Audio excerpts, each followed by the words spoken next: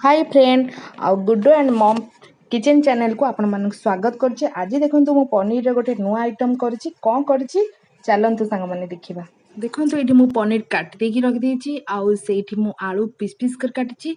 आ एटा मो बिना प्याजन करबले एथिरे टमाटो अदा जीरा टिक्के करिकि बाटी देकी पेस्ट पूरा फाइन पेस्ट करछि। एठी देखंतु मोर तेल गरम हे गलाडी।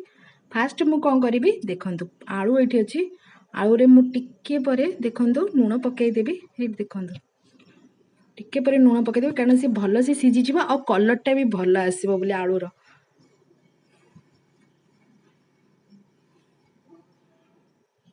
तेल तो मोर गरम हो गला तो मुझे आलू पकई देकरी छाणीदेवी। आलू पूरा गोल्डन ब्राउन हैला पर्यंत आपन टिके छाणीबे। देखंतु मोर टिके टिके हवा को जाउची गोल्डन ब्राउन। आ मोर एटा फास्ट किचन चैनल तो आपण माने प्लीज मो चैनल को लाइक शेयर सब्सक्राइब कर दे। मो वीडियो भल लागुले आपण भल से लाइक करेंगे आउ सब्सक्राइब भी कर देबे। सब्सक्राइब पाखे जो बेल आइकन अच्छी से प्रेस कले मोर नुआ नुआ वीडियो आपण पाखु नोटिफिकेशन पहुंचीबो। आज रेसिपीटा आपण मानक जदि भल लगे आपण माने निहाती घरे एटा ट्राई करेंगे। आ देखंतु बढ़िया भी टेस्टी भी हबो। आपण ट्राई करेंगे आपण घर लोकों को भी समस्त को शेयर करदेवे। ये देखंतु मोर ब्राउन कलर हे गलाडी आलू पूरा। एबे पनीर मु छाणीबी।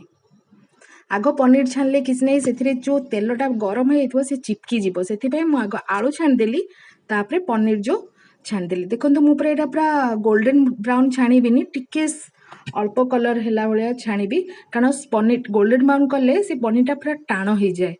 से अल्प टिके खाली पकईकी छाणीदेवी टिके अल्प तो सफ्ट होगी थाए। ये देखो मोर होगा मुझे काढ़ीदेवी। देखो एमती टाइप हम तो ये पनीर पूरा सफ्ट होगी रही था। ये देखो मु पनीर भी काटदेली। चलते ए बसैबा तरकारी।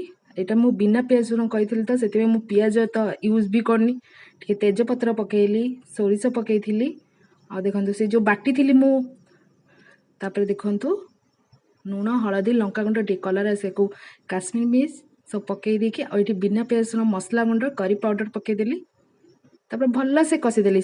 एमती कषि पूरा तेलटा पूरा मसला छाड़ी आसो। देखो मोर पूरा तो तेल छाड़ी आसला मसला को।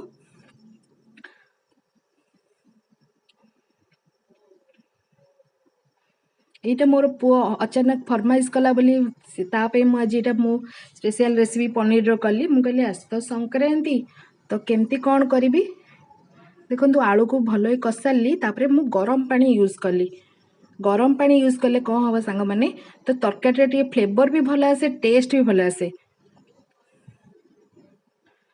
ये देखो मोर पनीर पकई भी कषि देती ये मोर हो गला लास्ट को काश्मीर मिर्ची पकईदेली तापर टिके चीनी ऐड कली। चीनी ऐड कले टिके माने जो फ्लेवरटा माने नुणी टिके कौन थी सेटा पूरा मेंटेन करदब। से देखो मोर पूरा केते बढ़िया से कलर आ नियंतु ट्राई करंतु मोर पनीर मसाला।